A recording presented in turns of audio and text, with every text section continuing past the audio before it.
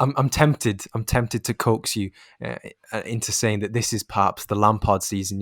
Pirlo perhaps getting a free pass because he's a club legend.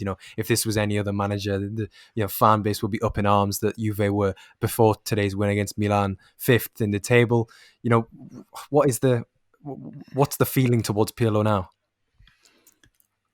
Well, to start with, I think the club hierarchy are quite pleased with how it's going.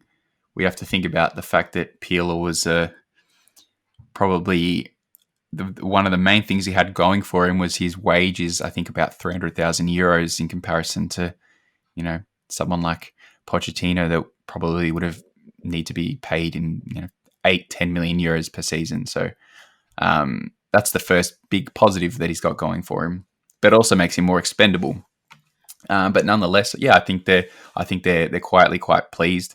There were definitely teething issues, I think, in the first maybe 2 months of the season. But since then it's really started to come together. The Fiorentina game where Juve lost 3-0 before the Christmas break was a bit of a hiccup, but I don't think it was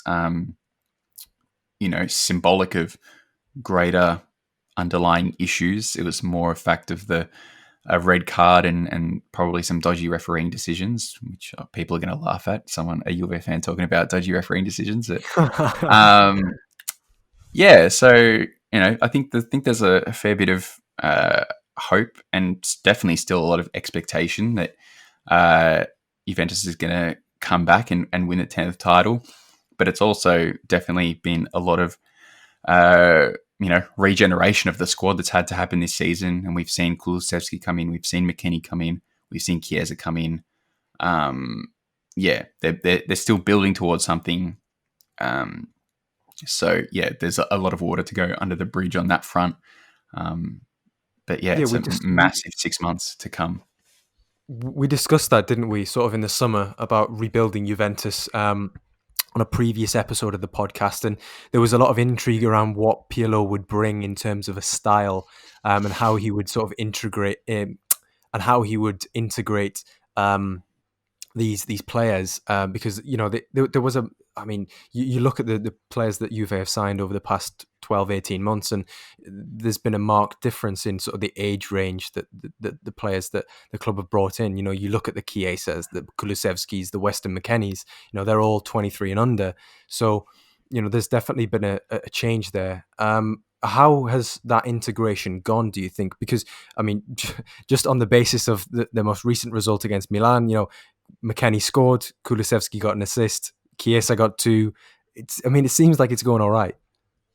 Yeah, well, I think probably a year or two ago there was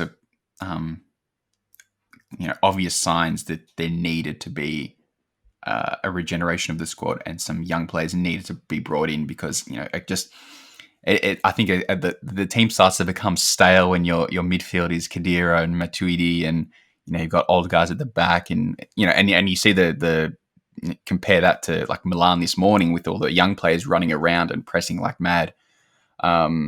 You need a bit of the balance, and so players like McKennie coming in, Chiesa coming in, who just and Kulusevski, it's just energy.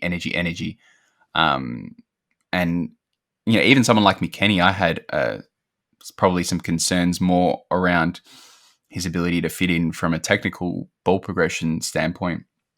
But Pirlo, to his credit, has done a great job fitting him in to a role where he is a attacker that out of possession runs around like mad and just follows the ball and hunts the ball and tries to win it back, and then wins it, gives it off and sprints forward again. And Chiesa and Kulusevski again. I think Kulusevski is the one that's probably had the main teething issues joining Juve from Parma, where he was basically a one-man counter-attacking machine. But he's settled in pretty well considering that. And I think even Chiesa has been surprising. I think he's got more trust in his teammates and doesn't feel like he needs to take the game over himself, even though he's capable of doing that, as we saw this morning. And I think it's led to him playing more efficiently. And so, I think it's extremely promising because those three players are going to be super important in the run-in. Yeah, Kulusevski to in the most recent game, the 3-1 against Milan. Wonderful assist for the final goal for Weston McKennie to tap in. Just taking that ball on the right hand side, driving forward into the penalty area, and then sort of facing up to two or three challenges or two or three bodies in the way of him getting a clear sight of goal or a clear opportunity to get to the byline. And I think it's just that, I think you described it as ungainly. He appears ungainly, but he's just got that ability to take the ball with his left foot, stroke it to one side, carry it in one smooth motion, and get past an opposing player just through just the fact that he's got those additional yards in his stride because he is so tall for a wide player.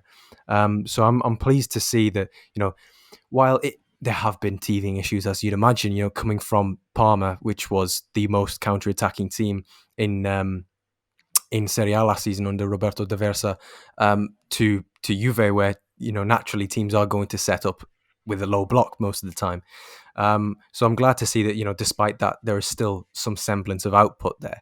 But in terms of Pirlo, the last time we discussed this on the Scouted Football podcast, there was a bit, as I said there was a bit of intrigue. We didn't really know, because he had no coaching experience, what his style was. Do we have any idea now what that style is? How does a Pirlo team play, or how do you see him wanting this team to play?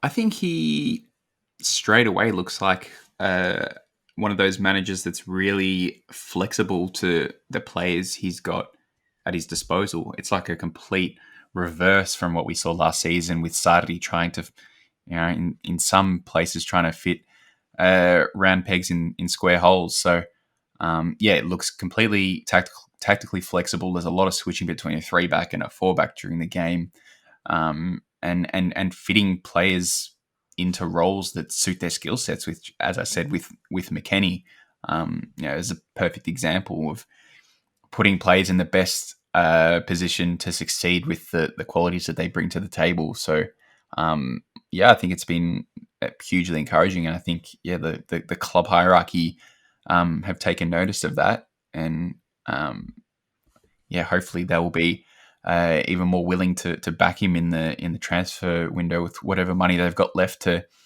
bring in maybe one more big fish in the midfield, or someone else that Pirlo needs to really stamp his authority on this team and take it to the next level.